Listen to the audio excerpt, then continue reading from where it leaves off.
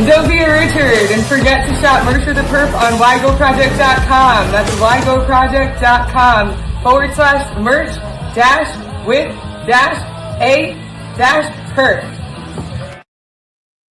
Hi, and welcome to another episode of the Trauma Translator Live Pod. I'm your host, Lauren Friedman, and today I'm really excited to chat with Brian Lange because actually this episode, Building New Neural Pathways, the AdTech connection, is really near and dear to my heart, and it's actually what precipitated the Trauma Translator ecosystem. If you're not aware, because I haven't really teased this up, the whole purpose of my mission is to really help educate people about the mind-body connection and ways that they could change their lives in real time. I have a crazy story, and you'll have to stay tuned to hear all of that through the episodes, follow along across platforms. But when I first went to market, when I first started my healing journey, I learned about trauma through the lens of technology. And it's crazy because I was in therapy since I was 5, and both of my parents were therapists. And nobody understood the mind-body connection. I'd been having somatic responses to trauma since I was under 2. But it took till I was almost 40 where I was having flashbacks and wetting the bed and brain fog and all kinds of disparate somatic responses to trauma that nobody ever understood. In fact, one of the reasons I call myself the Trauma Translator is because I actually used my multiple times. I've lost over 100 pounds multiple times since 2013. Despite extreme diet and exercise, I was starving myself. I was taking 6 laxatives a night. I scaled up to 14 hours a week of CrossFit and other HIIT, and I still was almost 300 pounds multiple times, and it was from unprocessed trauma living in my body. So I was able to use that since 2013 to explain data, fidelity, and quality across varying levels of audiences and understanding, and that's what I'm doing with trauma. So without further ado, I'd love to introduce Brian Lange. Welcome to the show. We're so excited to have you. Thanks, Lauren, for having me. I really appreciate it. No, thank you so much for being here. So share with the audience a little bit about what you do. Yeah, so pretty long and lengthy career in marketing communications. 25 years. It's hard to say that, but really started my career foundationally with an agency in San Jose, California, in public relations, media relations, and had evolved that over the years and did a real hard pivot about 18 years ago into digital media and digital marketing, and have moved my career forward by way of diving deeper into data, diving deeper into MarTech and AdTech and how they integrate and interconnect to drive personalized customer experiences from both a B2B standpoint and direct to customer standpoint. And most recently, over the last few years, I've shifted into the fractional space, which has been really helpful for me because I've been using the fractional work because I went back to graduate school and just completed actually my 3rd master's degree at the University of Southern California in December. But the fractional space is interesting, and it is an opportunity for me to have more flexibility with my schedule, but really be able to step in and drive marketing initiatives forward. So that's really what I've been up to the last couple of years, and currently working with a company called Attributy, which is based in Germany, but it's penetrating the US market right now, and it offers multi-touch attribution and media mix modeling software solution capabilities. So that's where I'm at. Wow, that's MTA and MMM are serious places to be. Where are you doing that with directly, or you're working them as in a fractional capacity? Yeah, I'm fractional chief marketing officer right now. So again, this is an early stage startup. So getting to the point where we're trying to get the foundation in place, continued funding, and growth within the U.S. market. Oh, I'm sorry, you just broke up. Can you hear us? Yeah, I can hear you. Yeah, so I'm a fractional CMO with Attributy right now. It's an early stage startup, and we're trying to penetrate the U.S. market and establish our space on that landscape. Yeah, no, it's a really interesting place to be, especially with GDPR and things that are right, like in the US versus other countries. It is. It is, yes, especially with CCPA here, obviously, which is in Yeah. California, but it's been kind of universally adopted across the US. But, this is a really crowded space, and a very, very competitive space. There are solutions that I think have positioned themselves very well, Rockerbox, Measured, and some others. But I really feel like Attribute's got a very unique niche that is attractive to the small, medium-sized business type of instance. So we're trying to just integrate and break into this market and drive success. Yeah, no, that's what I mean. I'm very familiar with this space. My background is in data and measurement. And that's actually why I was really Right. excited to chat with you today, because it is a really competitive space and it's ever changing and the rules are changing every day. And what you're able to share and what you're able to capture change. And I kind of liken it to healing because, when I first started, I started to think about building new neural pathways through the lens of technology. When you put like a JavaScript tag, that's what I used to sell for many years, or a pixel or some type of piece of code, you're capturing data and then you're iterating on it, right? And you're working in ways to measure it, actually understand it from different lenses. And that's kind of how our brains work too, right? If you think about MMM or MTA, for those who aren't familiar at home, it's multi-touch attribution. And MMM is what is it? Multimedia measurement? Is that what? Media mix modeling. Media mix modeling. Yeah, it's been a few years since I've ingested those data sets. So, are you working with log level data files, or how does that work? Yeah. So really, what we're trying, it's interesting. We're using our own software for our own marketing initiatives, right? But we're obviously leveraging account-based marketing as our primary tactical solution, and as it relates to drilling into our target audience.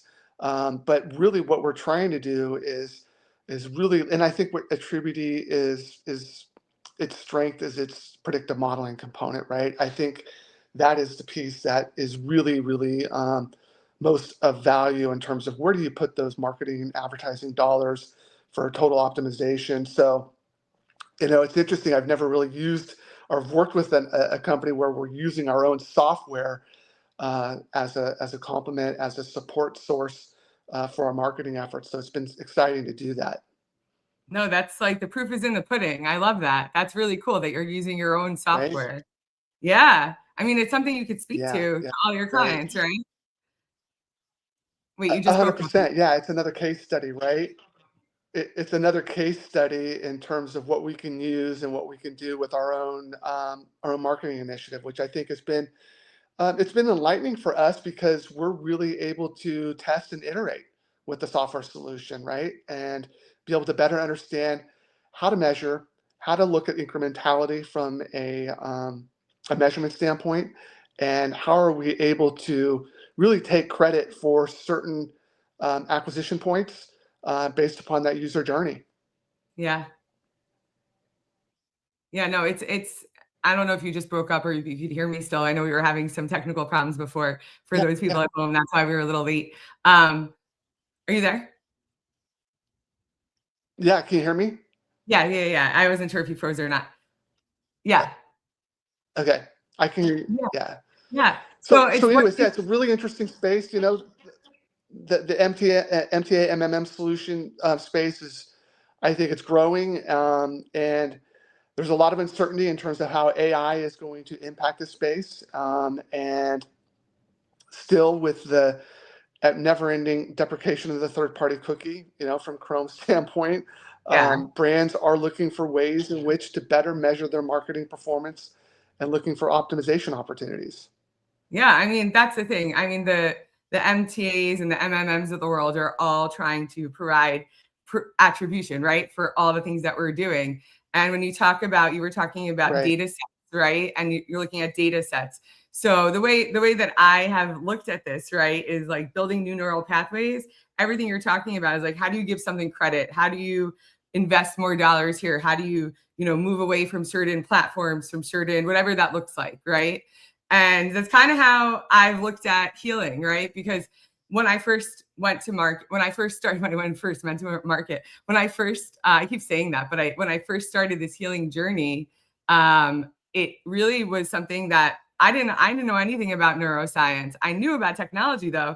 So when I first started trauma therapy, I asked my therapist, I'm like, why didn't nobody know this for almost 40 years? Why didn't no one pick up on this? And she was like, well, number one, nobody's taught this in school. None of the therapists, none of the doctors I went to, medical professionals, nobody knew about this. So when she explained, the first thing she said to me, what fires wires, and my brain was not working. It took like literally almost until like 2024, 2025, maybe even now for my brain to fully work.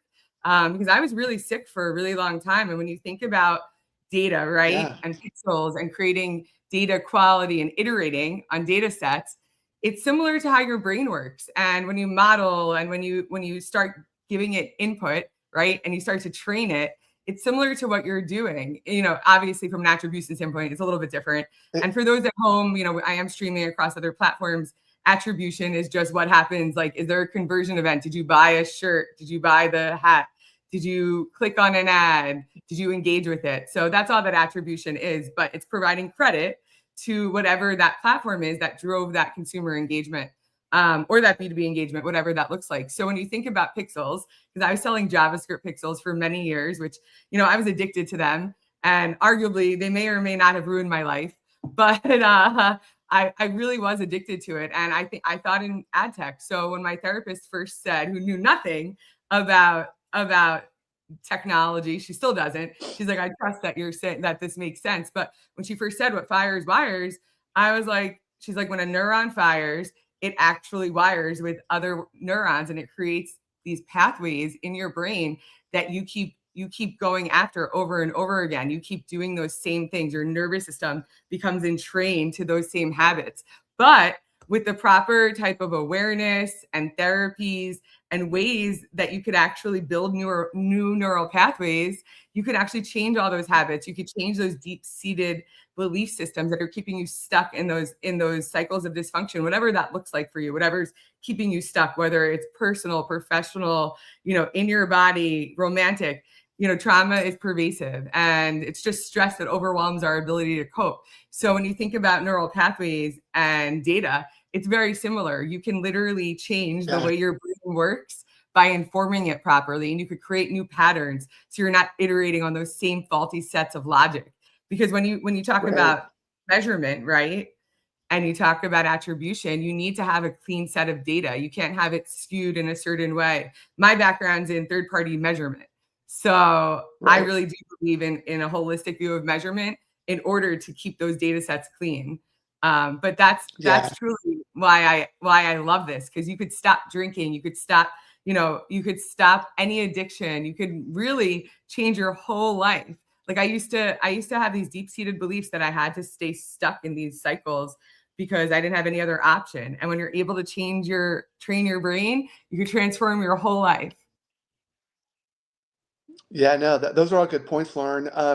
I want to underscore and punctuate the importance of what you alluded to, and that's when you talk about the data, the quality, right? The data integrity is so critical because it's what you're ingesting, right? It's what you're bringing into the solution, and if it's suspect or questionable, you're going to get suspect and questionable outcomes or outputs, right? So the data quality is really, really critical. Yeah, no, and that's literally the same way our brains work and the same way our bodies work. Exactly. It's like garbage in, garbage out. It's like using Salesforce, right? So if you're putting in crap into your body, if you're speaking, unkindly to yourself, if you're over stressed, if you don't even know that you feel these things, if you have no connection to yourself, you're going to keep getting those same results. I never understood why I would work out and I would starve myself, and I thought I was doing everything right. I actually just posted on Instagram "Wrong Way" from Sublime because, nobody ever told me it was the wrong way. I didn't know I was living the wrong way. I thought I was living the right way. I thought I was doing all the things that were healthy for me. That's why my hat from Merch with a Perk says Neuroplasticity Nerd, because neuroplasticity has changed my whole life. Like, I'm obsessed with it. It's not just big things, right? Like you're talking about data, fidelity, and quality. it's the little small things. Like I broke my arm 7 times as a kid, 6 of the times on this arm, 1 time on this arm. And I thought it was a klutz. And yeah, when you train your brain, you could change your whole life. Exactly. And I truly never thought, like I always felt like I had a phantom limb, which isn't really the definition of what a phantom limb is, but I never had use of my left arm. It just didn't exist. And, you know, there's also a whole side of your left body that's attributed to the feminine side. And I was very much in my masculine. So we could go into that spiritual type of journey at a different date. But when we think about, you know, neuroplasticity, yeah, getting hurt. I used to get hurt all the time at the gym. I used to always have to take breaks. And now I work on my fascia, and I actually am in my body. Being embodied is something as being aware of what's happening inside your body. But unless you are able to change those neural pathways, there's no way for you to get there. And when you think about data and the fidelity and the quality of it, you know, and then manipulating it right afterwards through an MMM and MTA solution, it's really the quality of the data set that you're putting in there to get those outcomes. And it's the same way our brains work. You know, if you keep doing the same things over and over, you're going to get the same dysfunctional results. And if you're able to change it over time, you could actually, you know, create new results. And it's the same thing with data, right? Yeah, no, 100%. And those parallels, I think, are very evident in terms of the ingestion of data. But there's got to be a filter. There's got to be a process in place of discernment and data validation. Again, and as you're alluding to your brain, you've got to have that filter in terms of what you're bringing in, what you're allowing in. It's really important to make sure that that filter is in place. Because from a software solution standpoint, it's going to, when that data is ingested, it's going to take the data as face value and it's going to, the veracity of it's going to be considered accurate, right? And so that entry point is really important to make sure that what you're bringing in has already been synthesized and has already been validated, and it's considered quality. That's the way it has to be. So, you know, it's funny. I'm not sure if you've been able to catch any of the previous episodes, but last week I had on one of my affiliate partners, Camuso, which is my favorite, literally my favorite way to actually reset my nervous system in real time. It's really good. We'll actually do a breath together at the end of this episode. I actually want to start doing it at the beginning of the episodes, but I haven't gotten there yet. But when you talk about discernment, I've never heard about discernment in data, but discernment, Right. you know, in your life, in your brain, only comes from a baseline of calmness. You could never get there in a hyper arousal state. And it's the same thing when you think about data sets, right? Like there's no hyper arousal in data sets, but there's data sets that are siloed.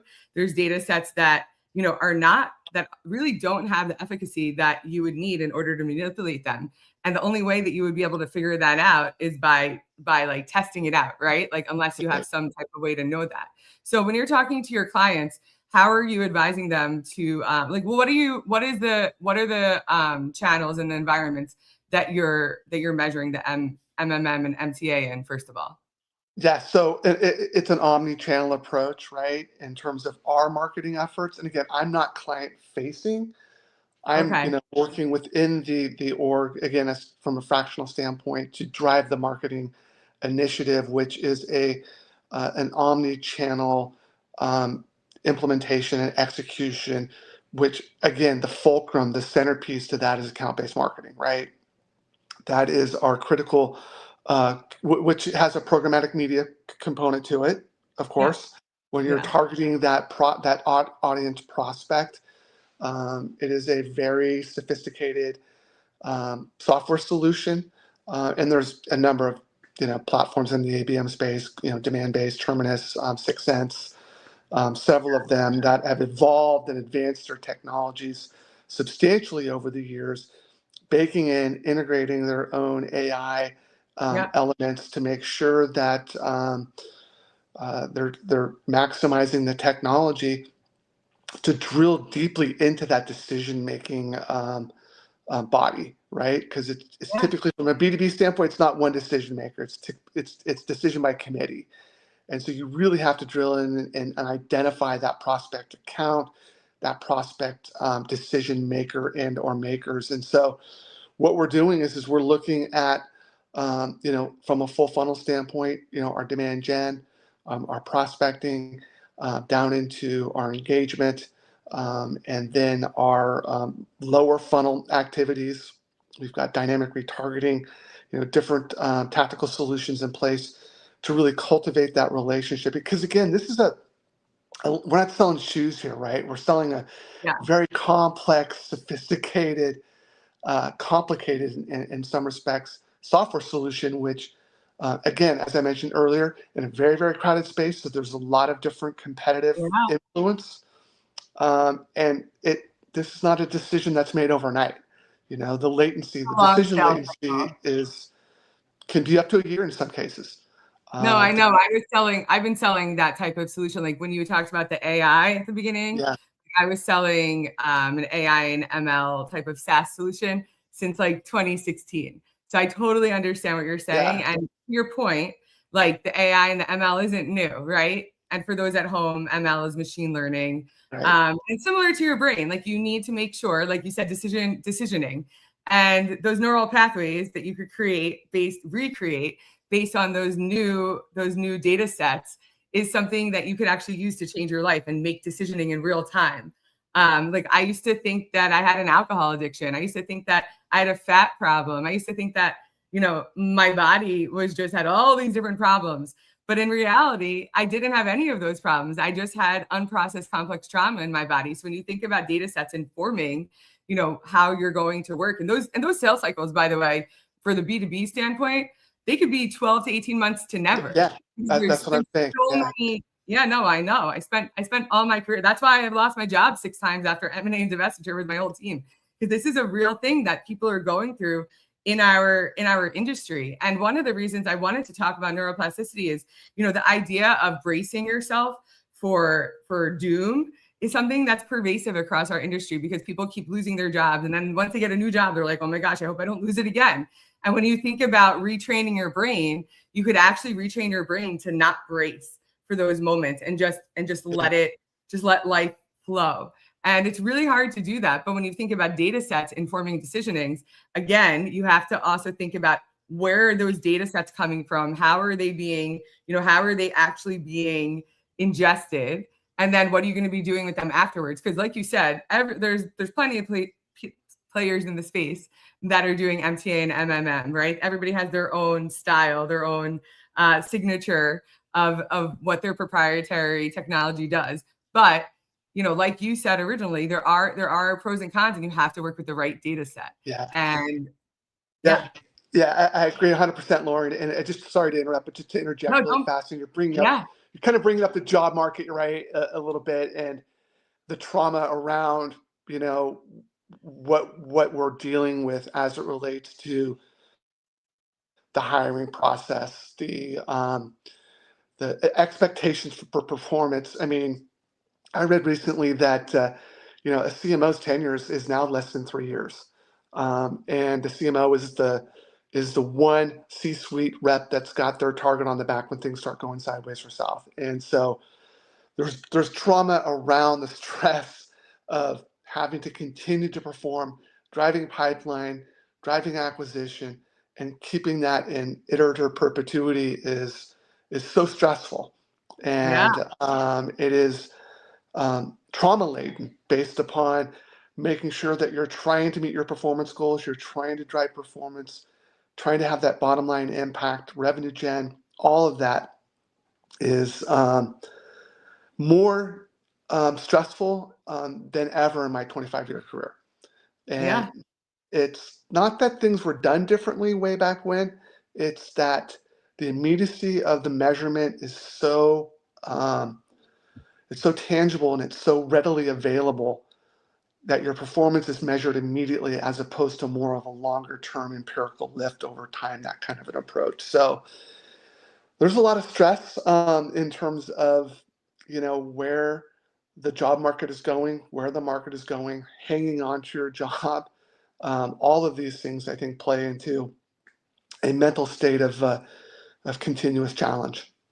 Yeah, and that's exactly why I really feel so strongly about bringing this topic to the advertising technology community, because we all have dealt with that. Like to your original point about this with the CMO, right? That's something you deeply, you're a fractional CMO, but you're also selling to CMOs, and you're actually like most of the SaaS solutions that I've ever been a part of, or even at an advertising level, we're selling to those CMOs, and you want to make sure that like the whole point is for them to be able to keep their job. Right. And how do you do that? How do you keep your job if you're a CMO? You need to have a clean data set that you can then make decisioning off of, right? And if you don't, Absolutely. you have to get a better data set. And it's the same thing as when we think about training our brains. Like we keep making those same decisions over time based on those faulty sets of logic, and it compounds over time, just like interest.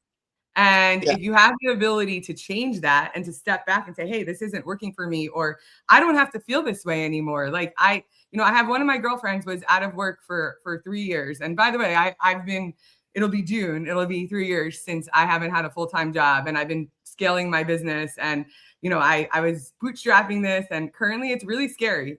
It's really scary. And it's beyond just losing your job. It's like, can you even get an interview? I've had a prolific and volatile career, and I can barely make it past the first round anymore. And I've been on site at Amazon, Google, Facebook.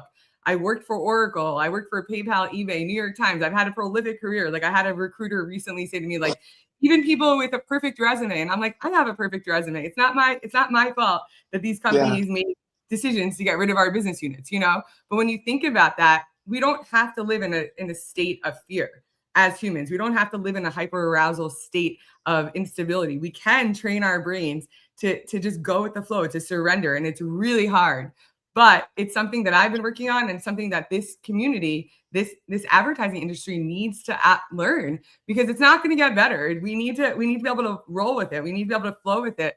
And it's really hard as humans when you get a job and then you're afraid of losing it immediately. Like you're a fractional CMO and you understand what the CMOs are going through.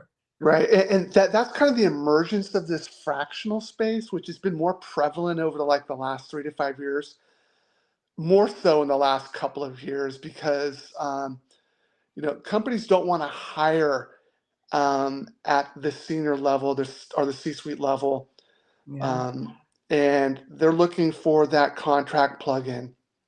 And it's more short-term, it's more situational and stopgap, which, for better or worse, that's just a way in which a lot of organizations are operating today. I feel like that is it's a good place to be in, because you understand the expectations that are around the role. Mainly, most of the time you're on contract, so there are boundaries and there's guardrails in terms of where you're at, which I think minimizes some of the stress. But nonetheless, the expectations are still at an all-time high. Yeah, but the thing is that when those companies are hiring you, right, they want you on contract because they don't have to pay you benefits. So, like it's different, right? Like you're working. It's risk adverse for them, for sure. So it's different. They have different. Like I worked for companies that weren't even incorporated in the U.S. So I had to get my own incorporation, and luckily they gave me a stipend for insurance back then. And I had Cobra from whatever layoff. I think it was PayPal was my best insurance ever, second to Oracle. And I miss it. Like I'm on an ACA plan right now, and I can't get the medical treatment that I need right now because it's just not covered. And it's a major problem in our country. And the thing is like, when you think about, safeguarding your job and doing all this, it all starts foundationally from a regulated nervous system. I had a conversation with somebody yesterday who was talking about resilience. And, if you look at my profile, it says relentless and resilient with a capital R. And as I started this healing journey, I was like, yeah, I've been resilient, I've been relentless, but at what expense, right? And now I'm resilient and relentless, but I'm also resourced. I have the resources I need to find that stability and that baseline in my body, right? Because we always are going to have stress, but it's about how we're going to handle the stress, even the stress that overwhelms us, and also being able to find it in a regulated fashion, because any decision that's made, whether it's in business or personal, has to be done from a regulated nervous system. And the reason I'm literally like, this changed my life the same way that like third-party measurement changed my life with a mobile first approach, because I spent all my career trying to explain the performance of all of these campaigns that I would run, and we would say, why did it perform poorly? And we had a different type of measurement that informed us. And then I was like, aha, this is why. And that's how I ended up in data and analytics, actually, because I was like, this just changed everything. And that's how I feel. Right. I feel like that was like enlightenment. And that's what I feel about this. And I know for a fact that our industry doesn't have anybody that's talking about this, because I've worked for some of the biggest companies in the world. We had so many resources, and nobody once taught me how to breathe. Nobody taught me about neuroplasticity. So I'm the most excited to talk with you about this today, because I know also from our previous conversations that you do a lot of work both in and out of the office. So I'd love for you to share about a little bit about what you're doing beyond just your day-to-day job. Sure. But before I go down that path, Lauren, I just want to kind of backtrack real quick and just kind of underscore when you talk about regulation, right? That has to be so intentional, in my opinion. Yeah, it has 100%. to be a conscious effort, and for me, it comes down to really that sphere of control, right? What's in that sphere of what I can control as opposed to what I can't control. And that's been a big problem that I've struggled with over the years in terms of controlling the unknown, trying to control things that are out of my hands. That just, increases the stress level exponentially. And I've learned to dial that back into focusing on what I can control, letting things go, and optimizing my strengths in that regard. So that's a really important aspect of my mental health management, I guess, in terms of dealing with the craziness of this space. And again, it is a crazy space, because one thing I've also noticed, performance expectations are becoming so unrealistic at the C-suite level. And I think it's at all levels. It's at all having levels. to re-educate a C-suite decision-making team as to what the reasonable and rational expectations are for performance is at an all-time high. It is incredibly difficult to get those very high-powered, individuals to think in different terms. And so, there's just a lot there that goes into the mental component of this type of job, and how you can, cognitively and sentiently manage it is really the big challenge. Yeah. And I think, to go back to your original point about the control, because like I was in therapy since I was 5. It's funny for me to look back at my posts and just things that I've put out into the universe of how I've been able to help people in the past, because people would always come to me as their therapist. Like, I was like, I'm not a therapist. I don't want to be a therapist. My life is on fire. Like, I don't know why you think I could help you. And people have always come to me. So I'm operationalizing this. But I was taught at a very young age through psychotherapy, which doesn't take into account the mind-body connection, which is why I was in undiagnosed lifelong survival mode, and why I got to till I was almost 40 for anyone to solve this. It doesn't take into account the mind-body. So when you think about control, right, and releasing it, you need to get into your body in order to do that. Because I have a post from like 2020, and it sounds great. I remember people were like, thank you so much for your words. That's so helpful. And it was like, control what you can control. That's what I was always taught. You can't control anything else besides your response. But what you can control is how your body feels. And the thing is that when you don't have the ability to control, you need to get into your body and out of your head. And that is the one thing that no one teaches us how to do. So that's what I'm here to do, is to help everyone figure that out. Because to your exact point, it does create a lot of stress when you're trying to just have a conversation at work. Yeah. And how do you do that in a way that's effective and that doesn't send your body into a hyperarousal state? Because you could logically understand things that are out of your control. But unless your body feels safe in those decisions and those thoughts, you're never going to be able to release it. So yeah, no, I think it's really important. And thank you for sharing that, because that's actually a point that I've thought about often. Yeah, no, and great point on your end in terms of regulating your body, because you do have control over your body, right?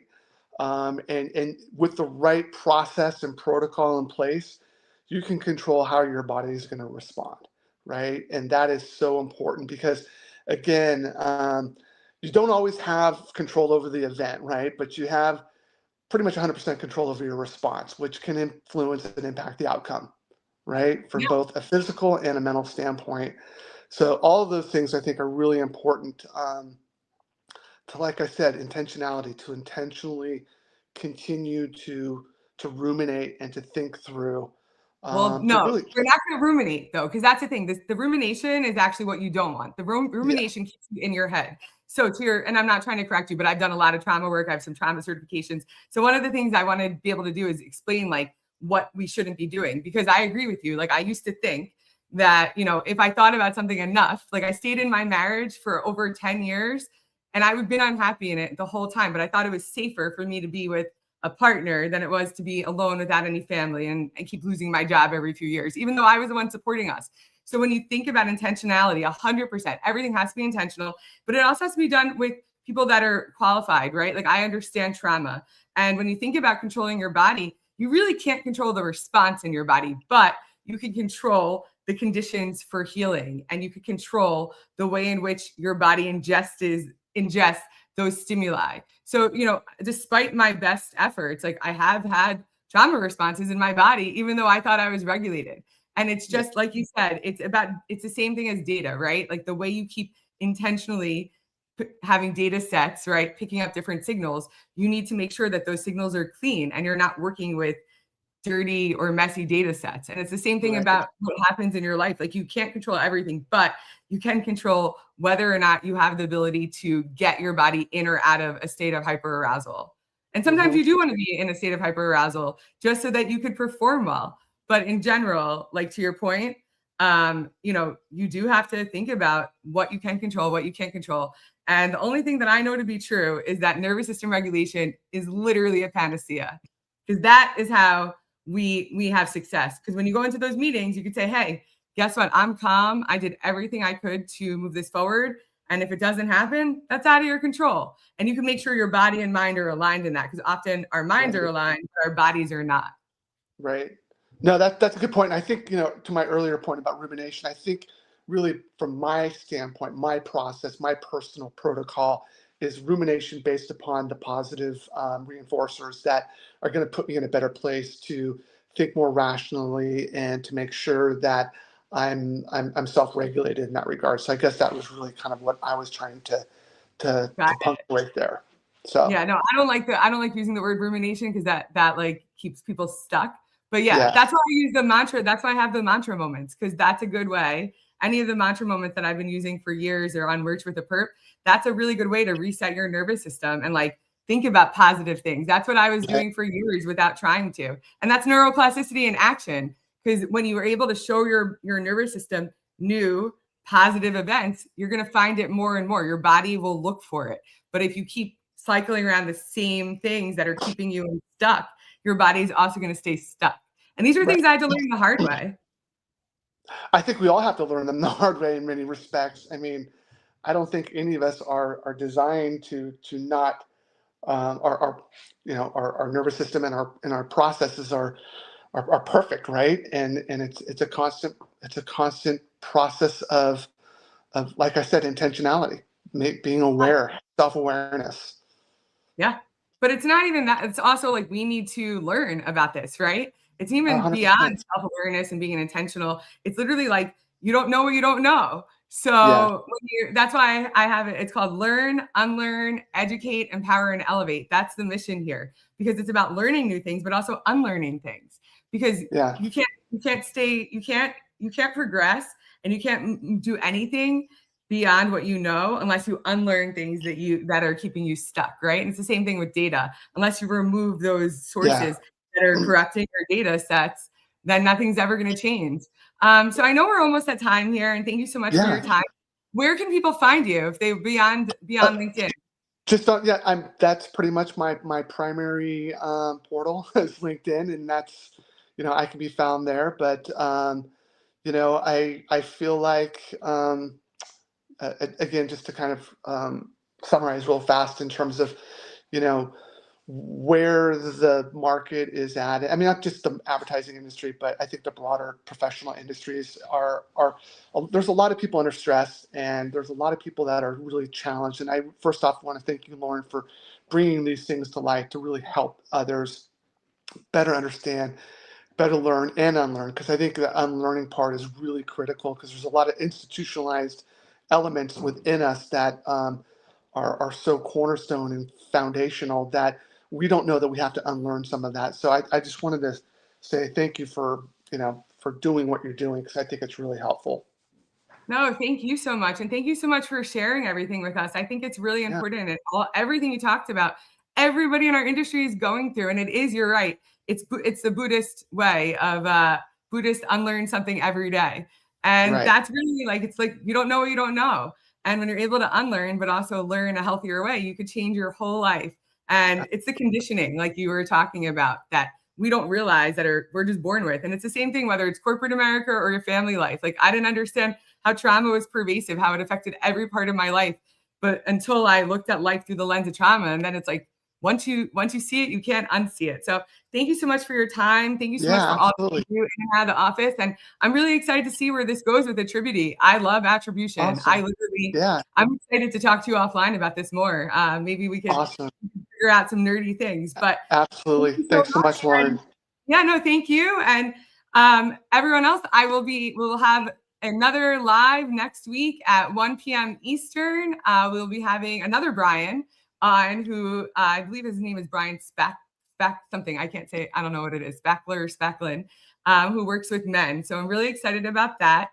And I also want to share that I've recently launched in partnership with Propel Earth, Stephen Michael. I don't know if you know him, but if you don't, you're going to get to know him. He is a 23-year-old boy genius. And he and I are actually doing an event on March 20th.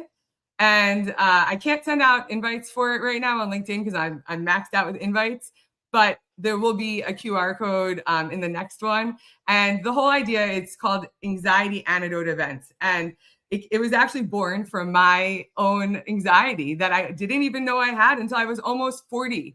And now that I've been in my healing era, I go to different networking events and I feel stress in my body. And I realize there's a better way to network. So we're doing just a regular networking event on March 20th in New York City, but we will be rolling this out across the country and maybe the world, hopefully soon. And we're also going to be focusing on entrepreneurs, job seekers, divorced dudes, parents, veterans, children, neurodivergent community, all the different people that need to reset their nervous system, dating, all the things that, when you go into any type of relational engagement, you need to learn how to reset your nervous system. So you'll also, when you join our event, you'll also be able to get a Camuso fidget flex, a Camuso flex fidget toy that helps you breathe. And we're going to show you how to use it. So I will be sending out, or maybe I'll send out invites to that, and I'll be able to put the URL in the comments here. So I hope you can join us for the Anxiety Antidote events.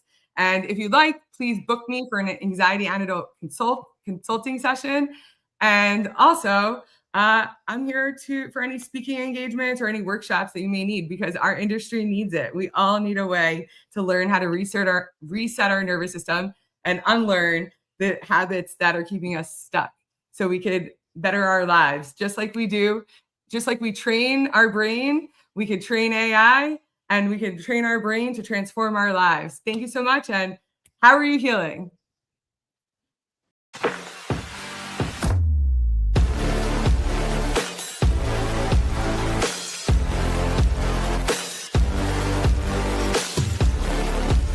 So all of the jewelry that I have behind me, I'm always wearing the Camuso shift necklace. And the reason why is that it actually is an anxiety antidote. It helps you shift into calm in real time. And it's all about the exhale. So what I like to do is do a 4-4-8 breath. 4 seconds in, 4 seconds hold, and 8 seconds on the exhale. And the exhale is where the magic happens. It actually helps reduce your heart rate. It reduces blood pressure in real time, and it helps you breathe into calm. So let's do it together. Inhale for 4.